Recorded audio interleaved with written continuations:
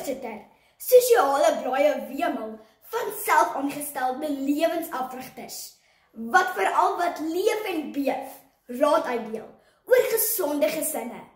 Routine, dis die geheim, so sê hulle. Maar dames en here, ek sê, 'n vaste ritme werk nie vir 'n moderne gesin nie. Ek het eerstehands ondervinding, julle moet my glo.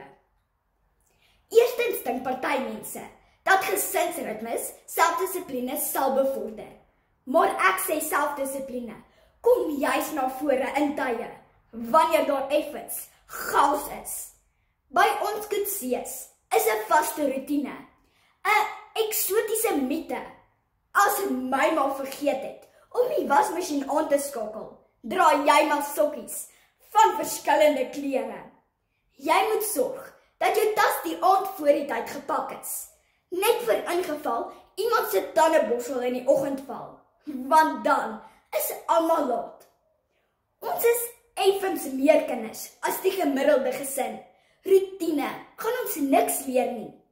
Jou werk is jou eie verantwoordelikheid en hoe jy jou tyd spandeer ook. Jy kan net iets bemeester as jy dit self doen. As jy net die dirigent se stokkie volg, gaan jy mos nooit self die ritme kan aanvoel nie. Maar gooi die orkes van die ritme af, dan kom die ware musikant na vore. In sy boek The Science of Self-Discipline sê Pieter Holland, sielkundige navorser, dat kinders wat leer om vir hulself te dink, makliker selfdissipline kan toepas as volwassenes. Dis die waarheid, dis hoekom ek sê, weg met daardie vaste ritme. Verder skep vaste routines, spanning in gesinne. 'n Mens sou kon dink dat 'n goeie gesinsritme 'n groter gesin kan help om makliker die mas op te kom. Maar ek kan met alle gesag hier praat. Ek is die oudste van 4 kinders. Routine werk nie vir ons nie. In 'n groter gesin is daar altyd 'n kans dat daar iets onverwags kan gebeur.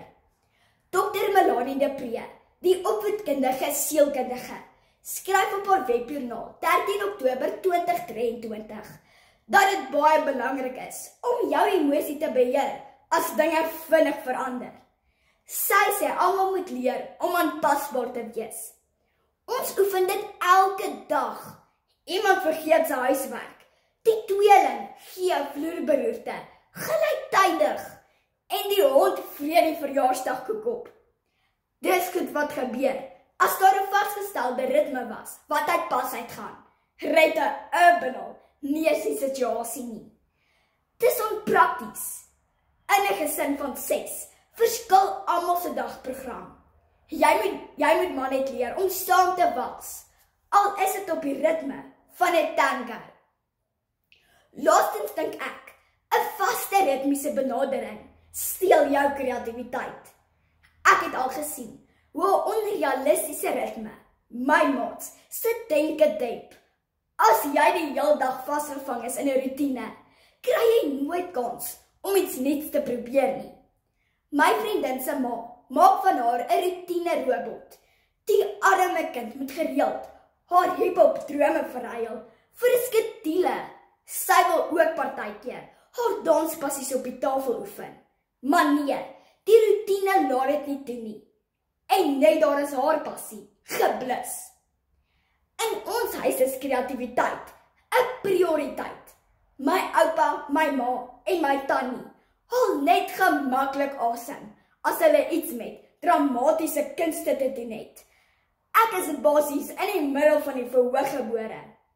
Vir ons gesin is kreatiwiteit al tweede natuur. Ons ken die waarde daarvan.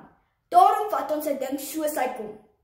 Esmeralda Potgieter, hoof van Kaua Akademie, sê in die Rooi Rose van 17 September 2024 dat aanpasbaarheid kreatiwiteit bevorder.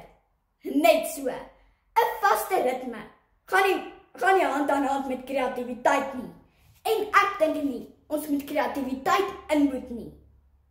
Voorsitter, geen mens hoef homself in 'n blik te druk met 'n uitgewerkte roetine nie. Vind eerder jou eie ritme voordat jy met 2 linkervoete op die dansvloer gevang word. So bevorder jy selfdissipline. Laat jou dag makliker loop en gee jou kreatiwiteit vlerke. 'n Vasgestelde gesinsritme is 'n onding.